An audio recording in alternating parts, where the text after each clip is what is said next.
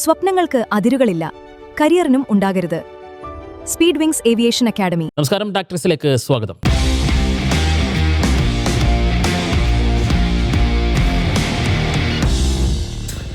ഭയങ്കര സന്തോഷത്തിലാണ് നമ്മളിപ്പോൾ ഈ ടാക്ടിക്സിലിരിക്കുന്നത്. കാരണം മറ്റൊന്നുമല്ല, ആവേശഭരിതമായിട്ടുള്ള, നമ്മൾ പ്രതീക്ഷിച്ചതിനപ്പുറമുള്ള ഒരു സമ്മാനം നൽകിയിരിക്കുന്നു മിശിഹ എന്ന സാക്ഷാൽ ലയണൽ മെസ്സി. അർജന്റീന വിജയക്കുതിപ്പ് തുടങ്ങിയിരിക്കുന്നു. അൾജീരിയക്കെതിരെ 3-0 ഗോൾ വിജയം നേടിയിരിക്കുന്നു. ആ 3 ഗോളുകളും പിറന്നത് ആ മാന്ത്രിക ബോട്ടിൽ നിന്നാണ് എന്നുള്ളതാണ് ഏറ്റവും ആവേശഭരിതമായി പങ്കുവയ്ക്കാനുള്ള കാര്യം. എനിക്കിപ്പം വിനേഷ് കുഞ്ഞിരാമനുണ്ട്, ജയേഷ് പൂക്കോട്ടൂരുമുണ്ട്.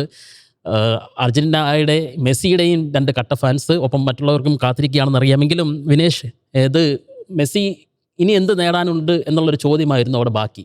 നേടാനുണ്ടായിരുന്നു അദ്ദേഹത്തിന്. അത് ആ കളിയിൽ തന്നെ അദ്ദേഹം നേടിയിരിക്കുന്നു. ലോകകപ്പിലെ ഹാട്രിക്.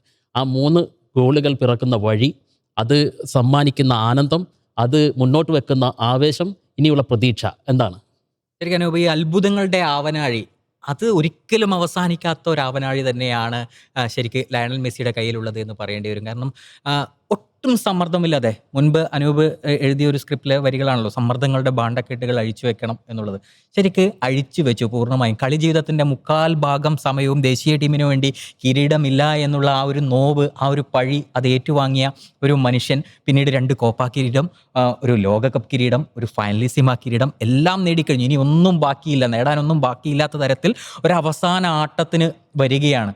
അത് വന്നു എന്ന് മാത്രമല്ല, ഒരിക്കൽ കൂടി ലോകവേദിയിൽ അടയാളപ്പെടുത്തുകയാണ് വളരെ അനായാസമായി. ഇന്നത്തെ മത്സരത്തിൽ അർജന്റീനയുടെ ഒരു പെർഫോമൻസ് എന്ന് പറയുമ്പോൾ മിഡ്ഫീൽഡിൽ, മധ്യനിരയിൽ കളി പിടിച്ച്, ഒപ്പം തന്നെ ലയണൽ മെസ്സിയുടെ കാലുകളിൽ എപ്പോഴൊക്കെ പന്ത് കിട്ടിയിട്ടുണ്ടോ ആ സമയത്തൊക്കെ ഒരു ചാൻസ് അവിടെ ക്രിയേറ്റ് ചെയ്യപ്പെടുകയാണ്. ആകെ 4 ഓൺ ടാർഗറ്റ് ഷോട്ടുകൾ മെസ്സിയുടെ ബൂട്ടിൽ നിന്ന് മാത്രം പോയി. അതിൽ 3 ഗോളായി, 1 സേവ് ചെയ്തു. ലൂക്കാസിദാൻ്റെ നല്ലൊരു സേവ് തന്നെയായിരുന്നു. ഒരു പക്ഷേ അത് ഒരു നിലംപറ്റിയ അടിയായിരുന്നുവെങ്കിൽ ലയണൽ മെസ്സിക്ക് അത് ഗോളാക്കാൻ പറ്റുമെന്നുള്ള കോൺഫിഡൻസ്, ആ ആത്മവിശ്വാസമാണ് വന്നത്. കാരണം ലോകോത്തര താരം തന്നെയാണല്ലോ. അതൊരു നിലംപറ്റിയ അടിയായിരുന്നെങ്കിൽ 4 ഗോളുകൾ നേടിയേനെ.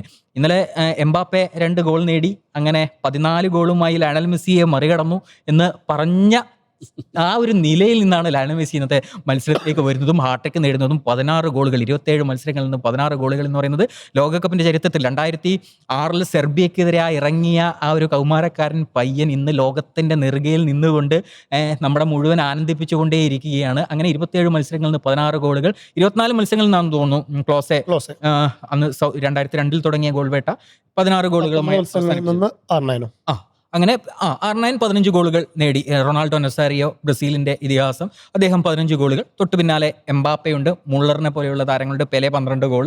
അങ്ങനെ ആ ലിസ്റ്റിൽ ഇനിയിപ്പോൾ 1ാം സ്ഥാനത്ത് തന്നെയാണ്. ഏത് ലിസ്റ്റ് എടുത്താലും ലയണൽ മെസ്സിക്ക് 1ാമത് എത്തണം എന്നുള്ളതൊരു നിർബന്ധമാണ് എന്ന് തോന്നുന്നു. ഇനിയിപ്പോൾ വരാനിരിക്കുകയാണ്, ബാക്കി മത്സരങ്ങളൊക്കെ വരാനിരിക്കുകയാണ്. നമ്മൾ ലയണൽ മെസ്സിയെ കുറിച്ച് മാത്രമാണ് പറഞ്ഞുകൊണ്ടിരിക്കുന്നത്. കളിയുടെ മറ്റു കാര്യങ്ങളിലേക്ക് പിന്നീട് വരാം എന്ന് തോന്നുന്നു. നമുക്ക് ലയണൽ മെസ്സിയെ കൂടെ പറഞ്ഞു തീരുന്നില്ലല്ലോ. മെസ്സിയെ കുറിച്ച് പറഞ്ഞു തീർന്നിട്ട് വേണമല്ലോ ബാക്കിയെല്ലാം പറയാൻ. ഈ കളി എന്ന് പറഞ്ഞാൽ ജയേഷ്, മെസ്സിയാണ്. മെസ്സി ആനന്ദം തന്നെയാണ്. അതിനപ്പുറത്തേക്ക് നമുക്കൊന്നും പറയാൻ പോലില്ല. ആ കളി കഴിഞ്ഞിട്ട് അതിൻ്റെ ആവേശം അങ്ങോട്ട് വിട്ടൊഴിയുന്നില്ല എന്നുള്ളതാണ് അവസ്ഥ. നമുക്കറിയാം, നമ്മൾ അപ്ഡേറ്റ് ചെയ്യുമ്പോൾ അറിയാമല്ലോ, ആദ്യം മെസ്സിക്ക് ഗോൾ എന്ന് പറയുന്നു, ഡബിൾ എന്ന് നമ്മൾ പറയുന്നു, ഇതാ ഹാട്രിക് എന്ന് പറയുന്നു. ഈ മനുഷ്യനെ മിശിഹ എന്നല്ലാതെ അത് ആ വിളി പൂർണ്ണനാക്കിക്കൊണ്ടാണ് ആ മനുഷ്യൻ കളം വിടാൻ പോകുന്നത്. പക്ഷേ കളം വിടാൻ പോകുന്നു എന്ന് നമ്മളിപ്പോൾ പറയുമ്പോഴും നമ്മൾ ആഗ്രഹിക്കുന്നില്ല, അദ്ദേഹവും അതിന് വഴി തരുന്നില്ല എന്നുള്ളതാണ് ഏറ്റവും വലിയ കാര്യം, അല്ലേ ജയേഷ്? എങ്ങനെ ഈ മത്സരം നമുക്ക് തരുന്നൊരു ആനന്ദം, അത് വർണ്ണിക്കാൻ വാക്കുകളില്ല എന്നുള്ളതാണ്. ഉറപ്പായിട്ടും ദൈവവിശ്വാസികൾ ക്ഷമിക്കുക. ശരിക്കും ദൈവം കാലിൽ ബൂട്ടും കിട്ടി ഇറങ്ങിയ തന്നെയാണ് എനിക്ക് ഫീൽ ചെയ്യുന്നത് കുറേ വർഷങ്ങളായിട്ട്. ഇപ്പോൾ അൾജീരിയയുടെ പരിശീലകൻ പ്രീ മാച്ച് പ്രസ് കോൺഫറൻസിൽ പറയുന്നുണ്ട്, മെസ്സിക്കെതിരെ പ്ലാൻ എയും പ്ലാൻ ബിയും ഉണ്ടെന്ന്. അപ്പോൾ നമ്മളിപ്പോൾ ഈ കളിക്കുന്ന ബോൾ നമുക്കറിയാം, ട്രയോണ്ട ബോൾ, ഏറ്റവും കൂടുതൽ സാങ്കേതിക വിദ്യയുള്ള, പന്തിൻ്റെ വേഗവും ദിശയൊക്കെ അപ്പപ്പോൾ സ്പോട്ടിൽ വാർ ഡെസ്കിലേക്ക് കൊടുക്കുന്ന സാങ്കേതിക വിദ്യയുള്ളൊരു ബോളാണ് ട്രയോണ്ട. ആ ബോളിന് പോലും പിടികിട്ടുന്നില്ല മെസ്സിയുടെ നീക്കം എന്താണ്, മെസ്സിയുടെ ആ ബോളിൻ്റെ ദിശ എങ്ങോട്ടാണെന്നൊക്കെ. പിന്നെ എങ്ങനെയാണ് അൾജീരിയയുടെ പരിശീലനം കിട്ടുന്നത്? അപ്പോൾ ആ ഗോളുകൾ നോക്കും. അതായത് തുടക്കത്തിൽ തന്നെ 7ാം മിനിറ്റിൽ തന്നെ മെസ്സി ഗോൾ വരുന്നുണ്ട്, ഒരു ഓഫ് സൈഡ് ട്രാപ്പ് പൊട്ടിക്കുന്നു. അപ്പോൾ ഇതിപ്പോൾ ഒരു നെഗറ്റീവ് തുടക്കമാണല്ലോ എന്നൊരു മനസ്സ് തോന്നിയെങ്കിലും മെസ്സിക്ക് വരാനുള്ളത് വരും. കൃത്യം 10 മിനിറ്റ് 17ാം മിനിറ്റിലാണ് ആദ്യത്തെ ഗോൾ വരുന്നത്. അത് ഡീപ്പോൾഡ് ഒരു അസാധ്യ അസിസ്റ്റായിരുന്നു അത്. കാരണം അവരൊറ്റ ത്രൂ ബോളിൽ 4 പ്ലെയേഴ്സാണ് ബീറ്റൺ ആയത്. 4 പ്ലെയേഴ്സ് അവിടെ സെൻട്രലിലൂടെ തന്നെ, യെസ്, കറക്റ്റ് സെൻട്രൽ ലൈനിലൂടെ പോയി 4 പ്ലെയേഴ്സ് അവിടെ ബീറ്റൺ ആയി. പിന്നെ മെസ്സി ഷോട്ട് എടുക്കുമ്പോൾ 2 പ്ലെയേഴ്സ് 2 സൈഡിലും ഉണ്ട്. പക്ഷേ ആ സമയത്ത് ഒരു ഷോട്ട് പ്രതീക്ഷിച്ചില്ല. അവര് 2 ആശയക്കുഴപ്പമുണ്ടായി. മെസ്സിയെ വിങ്ങിലേക്ക് തിരിയുമെന്ന് കരുതി സാധാരണ അങ്ങനെയാണല്ലോ. അപ്പോൾ നമ്മൾ ഈ നമ്മുടെ നാട്ടിലൊക്കെ ഈ ഓട്ടൊക്കെ വെട്ടിക്കുന്ന പോലെ പെട്ടെന്നൊരു പോക്കാണല്ലോ മെസ്സിക്ക്, ഒന്നും പറയാൻ പറ്റില്ലല്ലോ. അപ്പോൾ എങ്ങോട്ടാ വെട്ടി തിരിയാന്നൊരു കൺഫ്യൂഷൻ അൾജീരിയൻ ഡിഫൻസിനുണ്ടായിരുന്നു. അതൊന്നും നോക്കാതെ മെസ്സി ഡയറക്റ്റ് അടിക്കുന്നു. ഗോളി ലൂക്കാസ് സിദാൻ കുറച്ച് അഡ്വാൻസ് ആയിരുന്നു, അത് നേരെ മേലേക്ക് വരുന്നു. രണ്ടാം ഗോൾ ഇതുപോലെ മെക്കലിസ്റ്ററിൻ്റെ ഒരു റീബൗണ്ടിൽ, അത് നല്ല ഷോട്ടായിരുന്നു അലിസ്റ്ററുടെ റീബൗണ്ടിൽ. അത് മെസ്സി റീബൗണ്ട് അടിച്ചാണെങ്കിലും മെസ്സി അവിടെ കറക്റ്റ് പൊസിഷനായിരുന്നു എന്നുള്ളത് നോക്കണം. അതിന് തൊട്ട് മുമ്പ് അതിൻ്റെ ഒരു പ്രീ ബോൾ വരുന്നത്, പ്രീ അസിസ്റ്റ് വരുന്നത് മെസ്സിയിൽ നിന്നാണ്. മെസ്സി ആ വിങ്ങിൽ നിന്ന് അപ്പോഴേക്ക് നേരെ ബോക്സിലേക്ക് പുള്ളി ഓടി കയറുന്നുണ്ട് ഒരു റീബൗണ്ട് പ്രതീക്ഷിച്ച്. അതൊരു പ്ലെയറുടെ ഏറ്റവും പൊസിഷനിങ് എന്ന് പറയുന്നത് ഒരു സ്ട്രൈക്കറുടെ ഏറ്റവും വലിയ ക്വാളിറ്റിയാണ്. അതിപ്പോഴും അയാൾ കാത്തു സൂക്ഷിക്കുന്നു എന്നുള്ളതാണ്. മൂന്നാം ഗോളും അതിഗംഭീരമായ ഒരു സാധനം. 3 ഗോളാണ് അടിച്ചത്. ആ 3-ൽ 2 ബോക്സിന് പുറത്തുനിന്നാണെന്നുള്ളത് ശ്രദ്ധിക്കണം. ഇപ്പോൾ നേരത്തെ വിനേഷ് സൂചിപ്പിച്ച പോലെ തന്നെ 2006 സെർബിയക്കെതിരെ ഇതുപോലൊരു 2006 ജൂൺ 16 തന്നെയായിരുന്നു. ഇപ്പോൾ അവിടുത്തെ സമയം വെച്ച് നോക്കുമ്പോൾ ഇതൊരു ജൂൺ 16 തന്നെ വരുന്നത്. നമ്മുടെ സമയത്തിലേക്ക് വന്നപ്പോൾ മാറിയതാണ്. കൃത്യം 20 വർഷം കഴിഞ്ഞു. അന്ന് അയാൾക്ക് പ്രായം 18 ഇന്ന് 38 ഇതിനിടയ്ക്ക് നേടാനുള്ളതല്ല, അപ്പോൾ പിന്നെ കൃത്യമായിട്ട് പറഞ്ഞു, നേടാനുള്ളതെല്ലാം നേടിക്കഴിഞ്ഞു. ഇനി ആ ഒരു ഖത്തറിന്ന് കപ്പ് കിട്ടി, ഇനി ഒരു ആലസ്യത്തിന് പുറത്ത് വന്ന് സമ്മർദ്ദമൊന്നും ഇല്ലാതെ വന്ന് കൂളായിട്ട് കളിച്ചു പോകും എന്നൊക്കെ ആയിരിക്കും നമ്മൾ കരുതിയത്. പക്ഷേ അല്ല, പുള്ളി പലതും കാൽക്കുലേറ്റ് ചെയ്തിട്ട് തന്നെയാണ് വന്നിട്ടുള്ളത്. ഇന്റർ മയാമിയിലേക്ക് പോയതും വെറുതെ അല്ല, ഡീപോളിനൊക്കെ കൊണ്ടുപോയതും വെറുതെ അല്ല. കൃത്യമായ പ്ലാനിങ് പുള്ളിക്കുണ്ട്. അത് കൃത്യമായിട്ട് നമ്മൾ ഈ മാജിക്കാരൊക്കെ ചെയ്യുന്ന പോലെ എഴുതി വെച്ച് പിന്നെ വേദിയിലുള്ളവരെ വിസ്മയിപ്പിക്കുന്ന ഒരു പരിപാടി ഉണ്ടല്ലോ, അത് തന്നെയാണ് മെസ്സി ചെയ്തുകൊണ്ടിരിക്കുന്നത്. അതയാൾ ഇനിയും ചെയ്തുകൊണ്ടിരിക്കുന്നു. അയാളുടെ കഥ അയാൾ തന്നെയാണ് എഴുതുന്നത്. പിന്നെ ഈ മെസ്സിയെ പറ്റി പറയുമ്പോഴേ എനിക്ക് ഡീപോളിനെ മറക്കാൻ പറ്റില്ല. ഡീപോൾ അവതരിച്ചത്, മെസ്സി അവതരിച്ചത് കാലിൽ ബൂട്ട് കെട്ടി ഗോളടിക്കുക, ദൗത്യം പൂർത്തിയാക്കുകയാണെങ്കിൽ ഡീപോൾ അവതരിച്ചത് ജനിച്ചത് മെസ്സിക്ക് വേണ്ടിയിട്ടാണ്. അദ്ദേഹത്തെ ഈ പദവിയിലേക്ക് ഉയർത്താനാണ് തോന്നുന്നത്. കാരണം അത്രമാത്രം ഇഴുകിച്ചേർന്ന് കളിക്കുന്ന, ഇന്നും നൽകിയ പാസ്, ആദ്യ ഗോൾ എന്ന് പറയുമ്പോഴേ എനിക്ക് തോന്നുന്നത് ഗേറ്റ് തുറന്നിട്ട് അൾജീരിയക്കാർ ക്ഷണിച്ചതുപോലെയാണ് എനിക്ക് തോന്നുന്നത്. കാരണം അത്രമാത്രം വൈഡ് ഓപ്പൺ ആയിട്ട് താരങ്ങൾ ഇങ്ങനെ ചിതറിപ്പോയൊരു അവസ്ഥയിൽ നിന്നാണ് ഗോൾ അടിക്കുന്നത്. മറ്റൊന്ന്, ഈ കളിയെ സംബന്ധിച്ച് എനിക്ക് പറയാനുള്ളത്, ചിരിക്കുന്ന സ്കലോണിയെ ഞാൻ കാണുകയാണ്. ഒന്ന് ആലോചിച്ച് നോക്കൂ, കഴിഞ്ഞ മത്സരങ്ങളിലെമ്പാടും ടൂർണമെന്റുകളിലെമ്പാടും അയാൾ വലിഞ്ഞു മുറുകിയ സമ്മർദ്ദത്തിൽ നിൽക്കുന്ന ഒരു മനുഷ്യൻ ഇന്ന് ചിരിക്കുകയാണ്, ഉള്ളറിഞ്ഞ് ചിരിക്കുന്ന ഒരു കളി. ഒരു ബോൾ റിക്കവറി വന്നപ്പോൾ ചിരിക്കുന്ന ഒരു, അപ്പം ഈ പറയുന്ന ടീമിനെ സംബന്ധിച്ച് യാതൊരുവിധ സമ്മർദ്ദങ്ങളും ഇല്ല എന്നുള്ളതാണ്. മറ്റൊന്ന്, ഇനി കഴിഞ്ഞ 2 ലോകകപ്പുകൾ നോക്കൂ, 2014 ലോകകപ്പിൽ പോലും അവർ ജയിച്ചെങ്കിലും ബോസ്നിയക്കെതിരെയുള്ള ചെറിയൊരു വെല്ലുവിളി പോയിരുന്നു. ഐസ്ലൻഡിനെതിരെ 2018 നേരിട്ട വെല്ലുവിളി എന്താണെന്ന് നമുക്കറിയാം. കഴിഞ്ഞ തവണ സൗദി അറേബ്യ തോറ്റു തുടങ്ങുകയാണ്. ഇത്തവണയും ശക്തരായിട്ടുള്ള ഒരു വെല്ലുവിളി ഉണ്ടാകുമെന്ന് നമ്മൾ പ്രതീക്ഷിക്കുന്നു. പക്ഷേ അത് ഔട്ട് ക്ലാസ് ചെയ്യുകയാണ് മെസ്സിയും സംഘവും എന്ന് പറയുന്നത്. അപ്പോൾ ഇനിയുള്ള 2 മത്സരങ്ങൾ കൂടി അവർക്ക് അനായാസമായിട്ട് തന്നെ മാറാനുള്ള സാധ്യതയാണ്. അപ്പോൾ സാധ്യതകൾ അവിടെ വലിയ രീതിയിൽ തുറക്കുന്നുണ്ട്. ഒപ്പം ഈ ടീമിനെ സംബന്ധിച്ച്, ടീമിൻ്റെ ഘടനയെ സംബന്ധിച്ച് ഈ മെസ്സിയെ സബ് ചെയ്യുന്നുണ്ട് കളിയിൽ. 78-ാം മിനിറ്റിൽ അദ്ദേഹത്തെ സബ് ചെയ്യുന്നു. പകരം ഇറങ്ങുന്നത് അടുത്ത മെസ്സി എന്ന് വിളിപ്പേരുള്ള. അപ്പോൾ ഇതൊക്കെ കൃത്യമായിട്ടുള്ള സൂചനകൾ തന്നെയാണ് ഈ അർജന്റീന ടീമിനെ സംബന്ധിച്ച്, ആരാധകരെ സംബന്ധിച്ച്. മെസ്സി ഇല്ലാതെയും ജയിക്കാൻ പറ്റുമെന്നുള്ളത് സ്കലോണിയുടെ ആ കുട്ടികൾ ഇതിനോടകം തെളിയിച്ച് കഴിഞ്ഞതാണ്. കാരണം അതൊരിപ്പോൾ ഒരു ടീമാണ്, അവർ തമ്മിൽ അദൃശ്യമായിട്ടുള്ള ഒരു കണക്ഷൻ ഉണ്ട്. നേരത്തെ ഡീപോളിൻ്റെ കാര്യം പറഞ്ഞല്ലോ അനുഭവം, അതുപോലെ തന്നെ ഈ ഡീപോളും മെസ്സിയും തമ്മിൽ എന്തോ ഒരു ടെലിപ്പതി ഉണ്ടെന്ന് പലപ്പോഴും തോന്നിയിട്ടുണ്ട്. കാരണം അവർ പരസ്പരം കൈമാറുന്ന പന്തുകൾ എവിടെ കൈമാറുന്നോ അവിടെ ഒരാളുണ്ടാകും എന്നതാണ്. അത് ഇന്നത്തെ മത്സരത്തിലും കണ്ടു. ഇനി ആ ടീമിലേക്ക് വരികയാണെങ്കിൽ മെസ്സി ഇല്ലാതെയും ജയിക്കാമെന്ന് തെളിയിച്ചതാണ്. പക്ഷേ മെസ്സി ഉണ്ടാകുമ്പോൾ അവർക്കൊരു എക്സ്ട്രാ ഊർജ്ജമുണ്ട്. 70-78 മിനിറ്റ് ആകുമ്പോഴത്തേക്ക് മെസ്സി പിൻവലിച്ചു മതി. കാരണം ആ സമയം കൊണ്ട് ചെയ്യേണ്ടതൊക്കെ ചെയ്ത് കഴിഞ്ഞു. പിന്നെ വെറുതെ ഇഞ്ചുറിയോ മറ്റോ വരേണ്ട കാര്യമൊന്നുമില്ലല്ലോ ആ രീതിയിൽ. ഇനി ആ ടീമിലേക്ക് വരികയാണെങ്കിൽ മധ്യനിര ശരിക്കും ആ 3 പേര് ശരിക്കും ക്ലിക്കായിട്ടുണ്ട്. എൻസോ ഫെർണാണ്ടസും ഡീപോളും മക്കലിസ്റ്ററും. ഇവർ 3 പേരുമുള്ള കെമിസ്ട്രി ഏതായാലും സ്കലോണി ഇവരെ 3 പേരെയും തുടർച്ചയായി ഫസ്റ്റ് ലെവലിൽ ഇറക്കുന്നുണ്ട്. ആ ഒരു കെമിസ്ട്രി വർക്കാവുന്നുണ്ട്. ഇനിയിപ്പോൾ അവരാരെങ്കിലും ഇല്ല എങ്കിൽ ഇപ്പോൾ ലോസെൽസോയെ പോലെയുള്ള താരങ്ങൾ വരാനിരിക്കുന്നുണ്ട്. പക്ഷേ അതിന് ആർക്കൊന്നും പരിക്കൊന്നും പറ്റിയില്ലെങ്കിൽ ഈ ഒരു മിഡ് തുടരാൻ തന്നെയാണ് സാധ്യത കാണുന്നത്. മുന്നേറ്റത്തിലേക്ക് വരികയാണെങ്കിൽ ഇന്ന് ലൗതാരോ മാർട്ടിനസ് ആണ് ഫസ്റ്റ് ലെവലിൽ ഇറങ്ങിയത്. ലൗതാരോ മാർട്ടിനസിൻ്റെ പ്രതിഭയെക്കുറിച്ച് നമുക്ക് ആർക്കും തർക്കമൊന്നുമില്ല. പക്ഷേ ഇന്നത്തെ മത്സരത്തിൽ മാത്രമല്ല, കഴിഞ്ഞ കുറച്ച് മത്സരങ്ങളിലായി അർജന്റീന ജേഴ്സിയിൽ ലൗതാരോ മാർട്ടിനസിനെ നമ്മൾ നമ്മൾ ഈ ഒരു വലിയ ഹൈപ്പിൽ ചിന്തിച്ച് വെക്കുന്ന ഒരു പ്രശ്നമാണ്. അതുകൊണ്ട് മാത്രം ഇപ്പോൾ ഇന്ന് കുറച്ച് ക്വാളിറ്റി വരുന്നില്ല. ആ ഇന്ററിലെ ഒരു സാധനം നമ്മൾ പ്രതീക്ഷിച്ച് വെക്കുന്നുണ്ട്. അത് ഇന്നത്തെ മത്സരത്തിലും കണ്ടില്ല. ഇന്നത്തെ ഒരു വീക്ക് പോയിന്റ് എന്ന് പറയുന്നത് ഒന്ന് ലൗതാരോ മാർട്ടിനസ് ആയിരുന്നു, ഒന്ന് വലത് വിങ് ബാക്ക് സ്ഥാനത്ത് കളിച്ചിട്ടുള്ള മൂണ്ടിയലായിരുന്നു. മൂണ്ടിയലിന് പകരം അവിടെ മുളിനെ വന്നപ്പോൾ കുറച്ചുകൂടി ഫാസ്റ്റ് ആയിട്ടുണ്ട്. അതുപോലെ തന്നെ അൽമാദയും നമ്മൾ ഇതിനേക്കാളും കുറച്ചും കൂടി പ്രതീക്ഷിച്ചിട്ടുണ്ടായിരുന്നു അൽമാഡയിൽ നിന്ന്. അൽമാദയ്ക്ക് പകരം നിക്കോ ഗോൺസാലസ് വന്നപ്പോൾ ആ വിങ് കുറച്ചുകൂടി ഫാസ്റ്റ് ആവുന്നത് കണ്ടു. ഏതായാലും ഡിഫൻസിൽ ഈ വിങ് ബാക്കുകളുടെ കാര്യത്തിൽ ചെറിയൊരു ആശങ്കകളൊക്കെ ഇപ്പോഴും ഉണ്ട്. ഇനിയിപ്പോൾ സെൻട്രൽ ഡിഫൻസിലേക്ക് വരികയാണെങ്കിൽ ഇന്ന് സേഫ് ആയിരുന്നു. പക്ഷേ അതിവേഗ മുന്നേറ്റങ്ങൾ ഇപ്പോൾ ഫ്രാൻസിനെ പോലെയുള്ള ടീമുകളൊക്കെ എതിരാളികളായി വരുമ്പോൾ കുറച്ചുകൂടി ശ്രദ്ധിക്കേണ്ടതുണ്ട്. കാരണം നമ്മുടെ ഡിഫൻസ് നോക്കുകയാണെങ്കിൽ ഒന്ന് ഒറ്റാമെൻഡിയുടെ പ്രായം വലിയ ഘടകമാണ്. വലിയ വേഗം നമുക്കിനി പ്രതീക്ഷിക്കാൻ കഴിയില്ല. എംബാപ്പയെ പോലെയുള്ളൊരു താരത്തെ ഓടിപ്പിടിക്കുക എന്നൊക്കെ പറയുന്നത് ഇനി കുറച്ച് അത്ര എളുപ്പമല്ല. പക്ഷേ അയാളുടെ പോരാട്ട വീര്യം അത് വേറൊരു ലെവലാണ് ഒറ്റാമെൻഡിയെ സംബന്ധിച്ച്. അതെ, അത് മെസ്സി പിന്നെ കയറിയപ്പോൾ സബ്ബായി ഇറങ്ങിയപ്പോൾ. ഇനിയിപ്പോൾ റൊമേറോ ആയിക്കോട്ടെ, റൊമേറോയുടെ ഒരു പ്രശ്നം എന്ന് വെച്ചാൽ കുറച്ച് കൂടുതൽ അഗ്രസീവാണ്. പലപ്പോഴും കാർഡുകൾ വാങ്ങും. നമുക്ക് ഏത് നിമിഷവും കാർഡുകൾ വാങ്ങിക്കൂട്ടാൻ പുറത്തേക്ക് പോകാം എന്നുള്ളൊരു ആശങ്ക റൊമേറോയുടെ ഭാഗത്തുണ്ട്. ഇനിയിപ്പോൾ ലിസാൻഡ്രോ മാർട്ടിനസ് ആകട്ടെ, ലിസാൻഡ്രോ മാർട്ടിനസിൻ്റെ ഉയരക്കുറവാണ് എതിരാളികൾ വലിയ ആയുധമാക്കാൻ ശ്രമിക്കുക. അദ്ദേഹത്തിൻ്റെ ഉയരക്കുറവൊന്നും അദ്ദേഹം പക്ഷേ കളത്തിൽ അങ്ങനെ പ്രകടമാക്കാറില്ല എങ്കിൽ പോലും ഈ 3 പേര്, പിന്നെയുള്ളത് സെനേസിയാണ്. സെനേസി അത്യാവശ്യം ഹൈറ്റൊക്കെ ഉള്ളൊരു പ്ലെയറാണ്.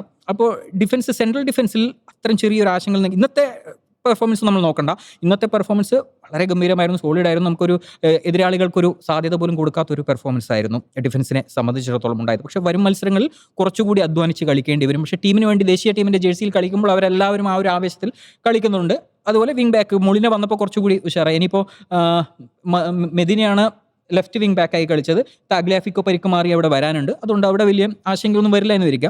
മധ്യനിരയുടെ കാര്യം നമ്മൾ പറഞ്ഞു കഴിഞ്ഞു. ഇനിയിപ്പോൾ മുന്നേറ്റത്തിലേക്ക് വരുമ്പോൾ ലയണൽ മെസ്സി ഒന്നും പറയാനില്ല, അവിടെ ഓക്കെയാണ്, സേഫാണ്.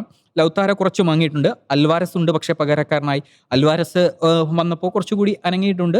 ഏതായാലും ഇനി അതുപോലെ തന്നെ അൽമാദയുടെ അവിടെ അല്ലെങ്കിൽ നിക്കോ ഗോൺസാലസിന് പകരമൊക്കെ സിമിയോണിയെ പോലുള്ള താരങ്ങൾ, സിമിയോണിയൊക്കെ വരുമ്പോൾ കുറച്ചുകൂടി പ്രതിരോധത്തിൽ കയറി ഇറങ്ങി കളിക്കുന്ന ഒരു താരമാണല്ലോ സിമിയോണി. അപ്പോൾ പ്രതിഭയുടെ ഒരു വൈവിധ്യം എന്ന് പറയുന്ന സാധനം ഉണ്ടല്ലോ, ആ വൈവിധ്യമാണ് അർജന്റീനയ്ക്കുള്ളൊരു സമ്പത്തായി മാറുന്നത്. ഒപ്പം തന്നെ ലയണൽ മെസ്സി കളിക്കാൻ ഇറങ്ങുമ്പോൾ അത് ലോകത്തെ ഏത് ടീമാണെങ്കിലും ആ ഒരു പുഴ ഒഴുകുന്നത് പോലെ ഇങ്ങനെ മെസ്സി ഒഴുകുമ്പോൾ ഏത് ഡാമാണ്, ഏതൊരു അണക്കെട്ടിനാണ് അതിനെ തടഞ്ഞു നിർത്താൻ കഴിയുക എന്നുള്ളതാണ്. ഇതിഹാസ താരമായ സിനഡിൻ സിദാന്റെ മകനാണ് അവിടെ ഉണ്ടായിരുന്നത്. പക്ഷേ എന്ത് ചെയ്യാനാണ്, മറുവശത്ത് മുന്നിൽ വരുന്നത് ആരാ? Lionel Messi. മെസ്സിയുടെ രണ്ടാമത്തെ ഗോള് അടിച്ചതിന് ശേഷം സിദാനെ കാണിക്കുന്നുണ്ട്. അത്ര ഹാപ്പി അല്ല, എന്തൊക്കെയോ ഒരു ആശങ്ക മുഖത്തുണ്ടായിരുന്നു. പുള്ളിക്ക് നന്നായിട്ട് അറിയാലോ. അല്ല, 1-2 സേവുകൾ അദ്ദേഹത്തിന്റെ ഭാഗത്തുനിന്ന് ഉണ്ടായി എങ്കിൽ പോലും സാക്ഷാൽ മെസ്സി കളിക്കുമ്പോൾ പിന്നെ ഇതൊക്കെ ക്ഷമിച്ച് കളയുക എന്നുള്ള അല്ലാതെ വേറൊന്നും നമുക്ക് ചെയ്യാൻ. നമ്മൾ ഒരു കാര്യം ഈ പറഞ്ഞ കാര്യത്തിൽ വിട്ടുപോയെന്ന് തോന്നുന്നു. വിട്ടുപോയതല്ല എങ്കിൽ പോലും എമിയുടെ കാര്യം. എമി പരീക്ഷിക്കപ്പെട്ടു ഇന്ന്. ഫസ്റ്റ് ആ വലയിൽ ബോൾ കയറി അത് ഓഫ് സൈഡ് ആയിരുന്നില്ല എങ്കിൽ ഒരുപക്ഷെ ഈ കളിയുടെ ഗതി മാറിപ്പോകാനുള്ള സാധ്യത ഉണ്ടായിരുന്നോ ജയേഷ്? എങ്ങനെയാണ് അതിനെ കാണുന്നത്? ആ ഗോളിനെയും എമിയുടെ പിഴവിനെയും മീൻസ് അത് നല്ലൊരു ത്രൂ ബോൾ ആയിരുന്നു. ഇന്നത്തെ ഡിഫൻസിന് എനിക്ക് തോന്നിയ ചെറിയൊരു പോരായ്മ എന്ന് പറഞ്ഞു കഴിഞ്ഞാൽ 4-5 ത്രൂ ബോൾ അർജന്റീന വഴങ്ങിയിട്ടുണ്ട്. പൊസിഷനിങ് ചെറിയൊരു പ്രശ്നം ഉണ്ടായിരുന്നു ഡിഫൻഡേഴ്സിന്റെ. പക്ഷേ അടുത്ത മത്സരത്തിലേക്ക് കാരണം അത്ര ആ രീതിയിൽ ഒരു അറ്റാക്ക് പ്രതീക്ഷിക്കുന്നുണ്ടാവില്ല അർജന്റീന. കുറെ കൂടി ഡിഫൻസീവ് ലെവലിനായിരിക്കും അൾജീരിയ കളിക്കുക എന്നായിരിക്കും സ്കലോണിയും പ്ലാൻ ചെയ്തിട്ടുണ്ടാവുക. പക്ഷേ ആ ഡിഫൻസ് ത്രൂ ബോൾ വരുന്നത് തടയാനുള്ളൊരു പ്ലാൻ ഉറപ്പായിട്ടും അടുത്ത മാച്ചിൽ ഉണ്ടാവണം. ആ ഗോൾ ഒരു ഓഫ് സൈഡ് ഗോൾ ആയിരുന്നു. അതും എമ്മി പ്രതീക്ഷിച്ചിട്ടില്ല. മാത്രമല്ല അദ്ദേഹത്തിന് തടയാനുള്ള ബോളായിരുന്നു അത് വന്നിട്ടില്ല എന്നുള്ളത് എമ്മിയുടെ ഭാഗത്തുള്ളൊരു തന്നെയാണ്. പിന്നെ ഇന്നധികം പരീക്ഷിക്കപ്പെട്ടിട്ടില്ല അദ്ദേഹം.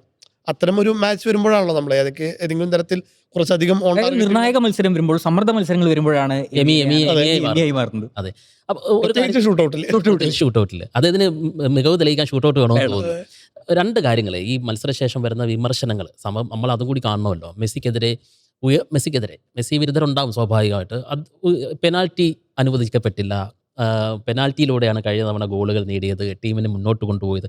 ആ പറഞ്ഞതിന് കൂടിയുള്ള മറുപടിയാണെന്ന് തോന്നുന്നു ഈ പറഞ്ഞ എണ്ണം പറഞ്ഞ 3 ഗോൾ. അതിന് സംഭവം എന്ന് വെച്ച് കഴിഞ്ഞാൽ അത് എല്ലാ തവണയും ആൾക്കാർ പറയുന്ന സാധനമാണല്ലോ, ഈ പെനാൽറ്റി ഉള്ളത് കൊണ്ട് ഇതാക്കി കൊടുത്തു എന്നുള്ളത്. പെനാൽറ്റി എന്ന് പറയുന്നത് ഓപ്പോസിറ്റ് ടീമിന്റെ പെനാൽറ്റി ബോക്സിൽ എത്തിയത് കൊണ്ടാണല്ലോ അവിടെ പെനൽറ്റി വരുന്നത്. അല്ലാതെ ബോക്സിന് പുറത്തു നിന്നുള്ളൊരു ഇതിനാരും പെനൽറ്റി കൊടുക്കുന്നില്ലല്ലോ. അപ്പൊ അത്രയും അവരെത്തുന്നുണ്ട്, ഫ്രണ്ടിലേക്ക് എത്തുന്നുണ്ട് എന്നുള്ളതാണ് ഏറ്റവും പ്രധാനം. പിന്നെ കുറച്ച് മുമ്പ് മെസ്സിക്ക് എതിരെ വന്ന വലിയ വിമർശനങ്ങളെന്ന് പെനൽറ്റി പോലും എടുക്കാൻ അറിയാത്തവൻ എന്നായിരുന്നു മെസ്സി ഏറ്റവും കൂടുതൽ ക്രൂശിച്ചുകൊണ്ടിരുന്നത്. അപ്പോൾ നന്നായിട്ട് പെനൽറ്റി അടിക്കാൻ തുടങ്ങിയപ്പോൾ പെനൽറ്റി അടിക്കുന്നുള്ളൂ എന്നുള്ളതായി. എന്നാൽ വേണ്ട, ബോക്സിന് പുറത്തുനിന്ന് അടിക്കുക എന്നുള്ള ആറ്റിറ്റ്യൂഡിലാണ് ഇന്ന് 2 അടിച്ചത്. ഇനിയിപ്പോൾ എന്താ വിമർശനം പറയാന്നുള്ളത് എനിക്കറിയില്ല.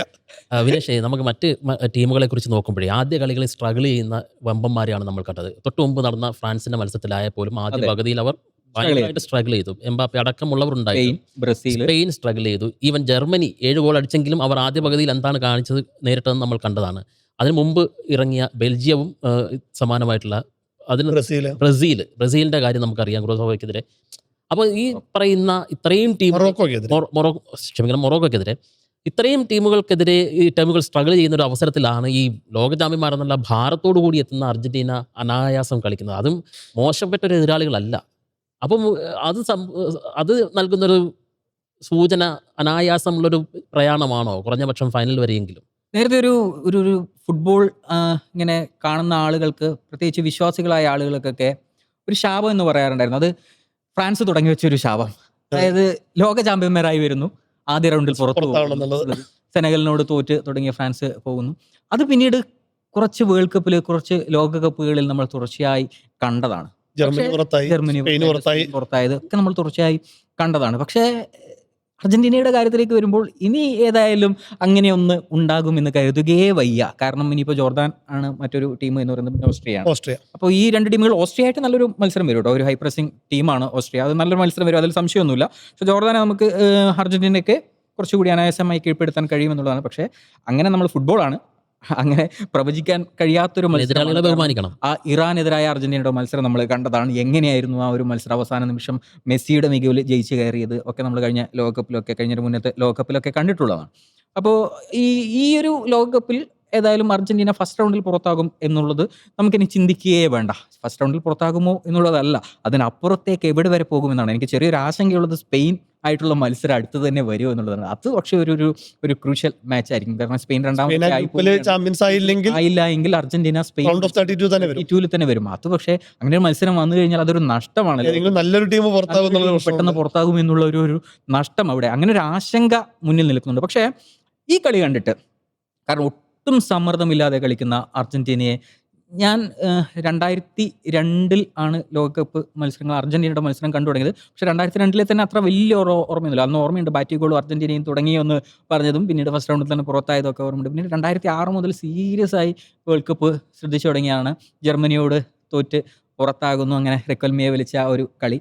2010 വരുമ്പോഴും ജർമ്മനിയോട് തന്നെയാണ് തോൽക്കുന്നത്. അത് കുറേ കൂടുതൽ ഗോളുകൾ ഏറ്റുവാങ്ങി തോറ്റു. 2014 വരുമ്പോൾ ഫൈനലിൽ അപ്പോഴും ജർമ്മനിയോട് തോറ്റ് തന്നെ പുറത്താവുകയാണ്.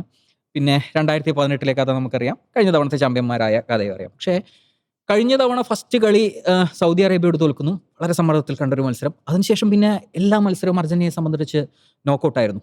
ഫൈനലിലേക്ക് വരുമ്പോഴൊക്കെ അതിസമ്മർദ്ദമായിരുന്നു. അപ്പോൾ ഒരു അർജന്റീന ആരാധകൻ എന്നുള്ള നിലയിൽ ഞാൻ ഇതുവരെ ലോകകപ്പിലെ ഒരു അർജന്റീനയുടെ മത്സരം ഇത്ര കൂളായിരുന്നു കണ്ടിട്ടില്ല.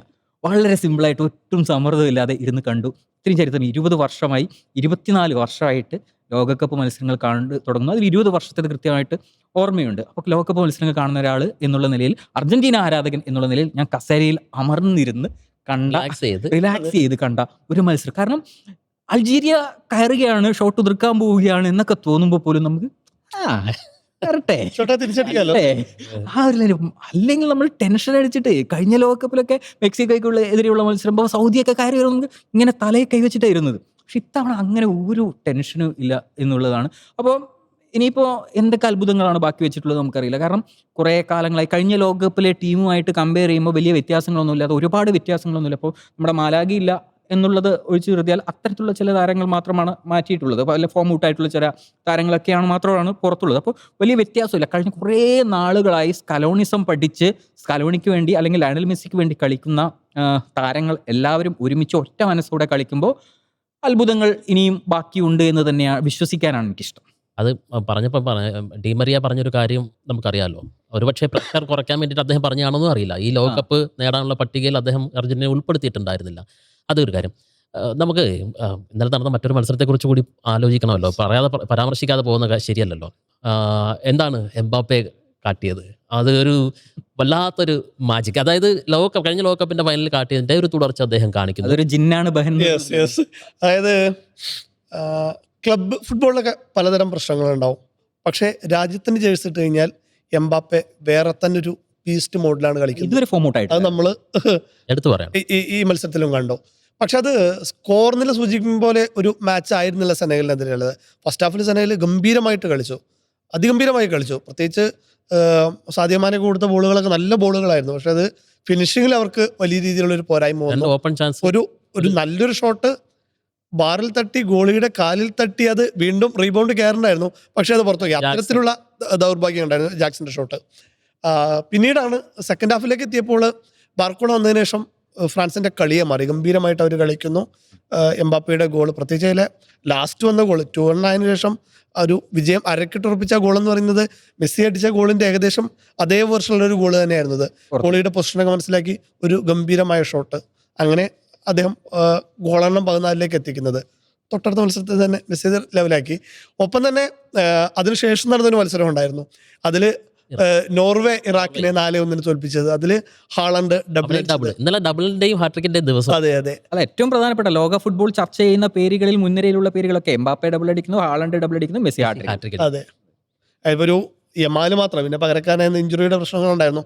യമാലും കൂടി വന്നു കഴിഞ്ഞാൽ സെറ്റായി. പിന്നെ ഈ പറയുന്നതൊക്കെ, അതായത് ഹാളണ്ട് 25 വയസ്സ്, എംബാപ്പെ 27 വയസ്സ്, യമാല് 18, ഇത് 38.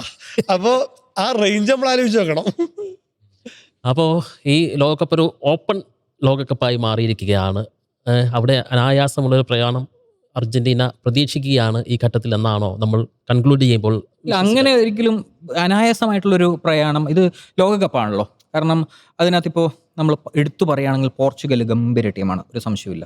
സ്പെയിൻ ആദ്യത്തെ മത്സരത്തിൽ സമനില, ശരി, പക്ഷേ അവരെ ഒരിക്കലും എഴുതിത്തള്ളാൻ കഴിയാത്ത ഒരു ഗംഭീര ടീം തന്നെയാണ്, ലോകോത്തര സംഘം തന്നെയാണ്. ഫ്രാൻസ് ഏത് പൊസിഷൻ എടുത്തു കഴിഞ്ഞാലും ലോകോത്തര താരങ്ങൾ, കാരണം ഒരു താരത്തെ പോലും നമുക്ക് അറിയാതെയില്ല. ഇത് സാധാരണ ഒരു നോർമൽ ഫുട്ബോൾ ആരാധകർക്ക് പോലും അറിയാവുന്ന പേരുകളാണ്. ഓരോ പൊസിഷനിലും അവിടെ കളിക്കാനുള്ള ലോകോത്തര താരങ്ങളാണ് ഫ്രാൻസിനെ സംബന്ധിച്ചിടത്തോളം. ജർമ്മനി ആദ്യത്തെ കളിയിൽ എന്ത് കാണിച്ചു എന്ന് നമ്മൾ കണ്ടതാണ്. ജർമ്മനി അത്തരത്തിലൊരു ടീമാണ്. ഇംഗ്ലണ്ട് ഇറങ്ങാൻ പോവുകയാണ്. ക്രൊയേഷ്യ നമുക്കറിയില്ല പ്രായം എങ്ങനെ അവരെ ബാധിച്ചിട്ടുണ്ട് എന്നുള്ളൊരു കാര്യം അവിടെയുണ്ട്. ഇംഗ്ലണ്ട് ഇറങ്ങാൻ പോകുന്നുണ്ട്. അങ്ങനെ ഒരുപാട് ബ്രസീൽ നമ്മൾ കിരീട പോരാട്ടത്തിൽ ആ രീതിയിൽ ഇപ്രാവശ്യം കാണുന്നുണ്ടോ എന്നുള്ള കാര്യം സംശയമാണ്. ബ്രസീൽ ആരാധകർ ക്ഷമിക്കുക. പക്ഷേ കിരീട പോരാട്ടത്തിലുണ്ടോ? പക്ഷേ ഫുട്ബോൾ ആയതുകൊണ്ട് തന്നെ നമ്മളാരും പ്രവചിക്കാനുള്ള ആളുകൾ അല്ല. കാരണം പരിശീലകനെ നമുക്ക് എഴുതി തള്ളങ്ങളില്ല. അദ്ദേഹം കാണുന്നത്, കാരണം അദ്ദേഹം ഫസ്റ്റ് കളിയിലെ റിസൾട്ടിൽ തന്നെ ഭയങ്കര സാറ്റിസ്ഫൈഡ് ആയിരുന്നു. ഇതാണ് പ്രതീക്ഷിച്ചത്, ഓക്കെ എനിക്ക് വേണ്ട റിസൾട്ട് കിട്ടിയിട്ടുണ്ട് എന്നുള്ളതാണ് പിന്നെ പരിശീലകൻ്റെ ആ ഒരു പ്രതികരണത്തിൽ നിന്ന് തന്നെ മനസ്സിലായത്. അപ്പോൾ ഓരോ ടീമും ഒരുങ്ങി ഇറങ്ങുന്നതാണ്, കച്ചകെട്ടി ഇറങ്ങുന്നത്, തോൽക്കാൻ മനസ്സില്ലാതെ കളിക്കാൻ തന്നെയാണ് ഇറങ്ങുന്നത്. അപ്പോൾ നമുക്ക് അർജന്റീനയെ സംബന്ധിച്ചോളം നമുക്ക് ഈ ഫ്രാൻസിൻ്റെയൊക്കെ പറഞ്ഞതുപോലെ അല്ലെങ്കിൽ പോർച്ചുഗലിൻ്റെയൊക്കെ പറയുന്നത് പോലെ ഓരോ പൊസിഷനിലും ലോകോത്തര താരങ്ങൾ ആ രീതിയിലെടുത്ത് പറയാനുണ്ടോ എന്നുള്ള കാര്യത്തിൽ സംശയമുണ്ട്. ഓക്കെ, ബെറ്ററാണ്, നല്ല പ്ലെയേഴ്സാണ്, വൈവിധ്യമുള്ള പ്ലെയേഴ്സാണ്, പക്ഷേ ടോപ്പ് എന്ന് പറയാവുന്ന ആ രീതിയിലുള്ള പ്ലെയേഴ്സില്ല. പക്ഷേ അർജന്റീനയുടെ ഒരു പ്രത്യേകത എന്ന് പറയുന്നത് അവരൊരു സംഘമാണ്. അവരൊരു സംഘമായി, ഫ്രാൻസിനൊക്കെ പലപ്പോഴും സംഭവിക്കുന്നത് പ്രശ്നം അതാണ്. ഒരു ടീമായിട്ട്, ഓരോ ഇൻഡിവിജ്വൽ നോക്കുമ്പോൾ വലിയ താരങ്ങളാണ്, പക്ഷെ ഒരു ടീമായിട്ട് കളിക്കുമ്പോൾ അവരുടെ ഉള്ളിലൊരു ആത്മവിശ്വാസം വരണം. ഞങ്ങൾക്ക് ആരെയും തോൽപ്പിക്കാൻ പറ്റുന്നില്ല, ഞങ്ങളെ തോൽപ്പിക്കാൻ ആരുമില്ല എന്നുള്ളൊരു ചിന്ത അവരുടെ ഉള്ളിലേക്ക് തന്നെ വന്നു കഴിഞ്ഞാലാണ് എല്ലാ കളിയും ജയിക്കാൻ കഴിയും. കഴിഞ്ഞ ഫൈനലിലൊക്കെ സംഭവിച്ചത് തന്നെയാണ് ലോകകപ്പ്.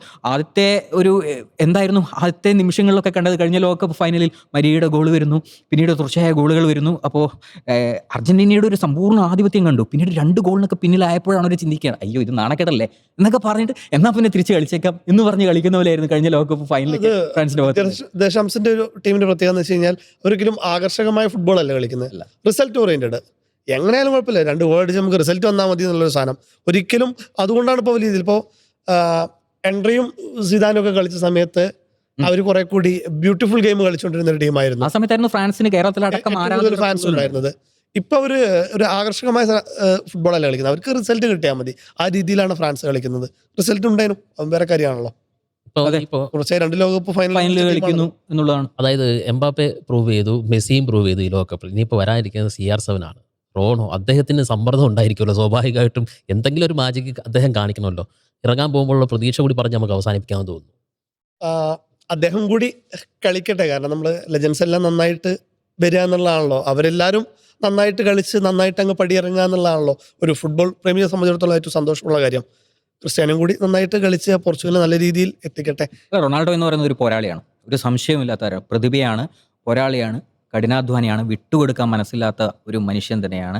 ഞാനാണ് ഏറ്റവും മികച്ചത് എന്ന് സ്വയം ഉള്ളിൽ ആ ഒരു ആത്മവിശ്വാസം കൊണ്ട് നടക്കുന്ന ആളാണ്. അല്ല, അതിനുള്ള ആളുണ്ടല്ലോ, അതിലൊന്നും ഒരു സംശയമില്ലല്ലോ. ക്രിസ്ത്യാനോ റൊണാൾഡോ എന്ന് പറയുന്നത് ലോകം ഇത്രയും കാലം കണ്ട ഫുട്ബോൾ താരങ്ങളിൽ ഏറ്റവും മികച്ച താരങ്ങളുടെ പട്ടികയിൽ മുൻപന്തിയിലുള്ള താരങ്ങളിൽ ഒരാൾ തന്നെയാണ് ക്രിസ്ത്യാനോ റൊണാൾഡോ എന്നുള്ള കാര്യത്തിൽ യാതൊരു സംശയവുമില്ല. അദ്ദേഹത്തിനും ഈ പറഞ്ഞതുപോലെ പ്രായം ഒരു പ്രശ്നമല്ല.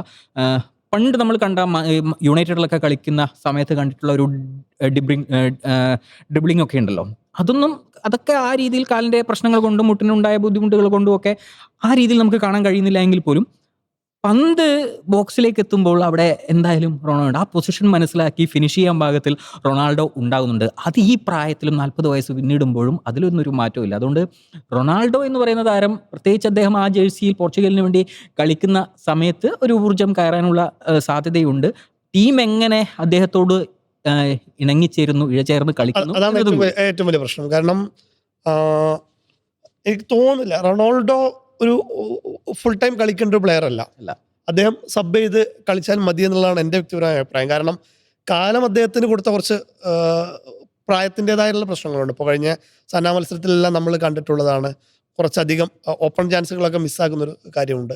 പക്ഷേ ഗംഭീരമായ ഈ വേൾഡ് കപ്പ് കളിക്കുന്നതിൽ ഏറ്റവും ടോപ്പ് മിഡ്ഫീൽഡേഴ്സ് ഉള്ള ടീമാണ് പോർച്ചുഗൽ എന്ന് പറയുന്നത്. അവിടെ ബ്രൂണോ ഉണ്ട്, അവിടെ വിറ്റീനിയ ഉണ്ട്, അങ്ങനെ അത്തരത്തിൽ നല്ല ഗംഭീരമായ പ്ലേയേഴ്സ് ഉണ്ട്. അപ്പോൾ സ്വാഭാവികമായിട്ടും കുറെ കൂടി അഗ്രസീവായി കളിക്കുന്ന യങ്സ്റ്റേഴ്സിനെ ഇറക്കി റോണോ സബ് ചെയ്യുന്നു, അല്ലെങ്കിൽ ഫസ്റ്റ് 11 കളിച്ചിട്ട് പിന്നീട് സബ് ചെയ്യുന്ന രീതിയിൽ അദ്ദേഹത്തിന് ടച്ച് ഇല്ലെന്ന് തോന്നുന്ന ഒരു സാഹചര്യത്തിൽ പിന്നെ അദ്ദേഹം ഉണ്ടാക്കി വെച്ചൊരു ലെഗസി, അദ്ദേഹം ഒരു ലെജൻഡറി പ്ലെയർ ആണ്. സ്വാഭാവികമായിട്ടും ആ ഒരു രീതിയിൽ അദ്ദേഹത്തെ മാറ്റി നിർത്താനും പറ്റില്ല, ടീം ക്യാമ്പിന് കഴിയില്ല എന്നുള്ളതും ഒരു ആശയക്കുഴപ്പത്തിന്റെ ആ മിഡ്ഫീൽഡ് നല്ലതാണ്, പന്ത് എത്തിയാൽ ഫിനിഷ് ചെയ്യുന്നതിനെ നമുക്ക് വിശ്വസിക്കാൻ കഴിയും. തീർച്ചയായിട്ടും. അപ്പം കൂടെ ഒരാൾ ഓടാനുള്ളത്. ഒരു കാര്യം കൂടെ, നെയ്മർ ടീമിനൊപ്പം പ്രാക്ടീസിന് ഇറങ്ങിയത് ആദ്യമായിട്ട്. അദ്ദേഹം പ്രാക്ടീസിന് ഇറങ്ങിയിട്ടുണ്ടായിരുന്നില്ല. ഇനി ഹെയ്ത്തിക്കെതിരായ മത്സരം അദ്ദേഹം ഇറങ്ങുമെന്നൊക്കെ ഉള്ള സൂചനകൾ വരുന്നുണ്ട്. അദ്ദേഹവും വരട്ടെ, അദ്ദേഹവും ഗോൾ അടിക്കട്ടെ. തീർച്ചയായിട്ടും. അപ്പം കൂടെ ഒരാൾ ഓടാനുള്ളത് കൊണ്ടാണല്ലോ നമ്മൾ ബെറ്റർ ആവുന്നത്. അപ്പം മെസ്സി ആക്കിയതിൽ റൊണാൾഡോയ്ക്കുള്ള പങ്ക് നമുക്ക് മറക്കാൻ കഴിയില്ല. അപ്പോൾ അദ്ദേഹം കയറി വരട്ടെ. ഇപ്പോൾ പറഞ്ഞതുപോലെ തിരിച്ചും നെയ്മറും കയറി വരട്ടെ, എംബാപ്പയും ഗോൾ അടിക്കട്ടെ. അപ്പോൾ നമുക്ക് ആനന്ദിക്കാനുള്ള അവസരങ്ങൾ ഇനിയും ഉണ്ടാകട്ടെ. എന്തായാലും ഈ ദിവസം അർജന്റീന ആരാധകരുടേതാണ്, മെസ്സി ഫാൻസിൻ്റെതാണ്. നിങ്ങൾ ആഹ്ലാദിക്കുക, എത്രത്തോളം ആനന്ദിക്കാൻ കഴിയുമോ അത്രത്തോളം ആനന്ദിക്കുക. കാരണം അതിന് ആവശ്യമായതെല്ലാം ഇന്ന് മെസ്സി സമ്മാനിച്ചു കഴിഞ്ഞിരിക്കുന്നു. കൂടുതൽ ആവേശത്തിൽ കൂടുതൽ കാഴ്ചകളിലേക്ക് നമുക്ക് മടങ്ങിയെത്താം അടുത്ത എപ്പിസോഡിൽ. നമസ്കാരം.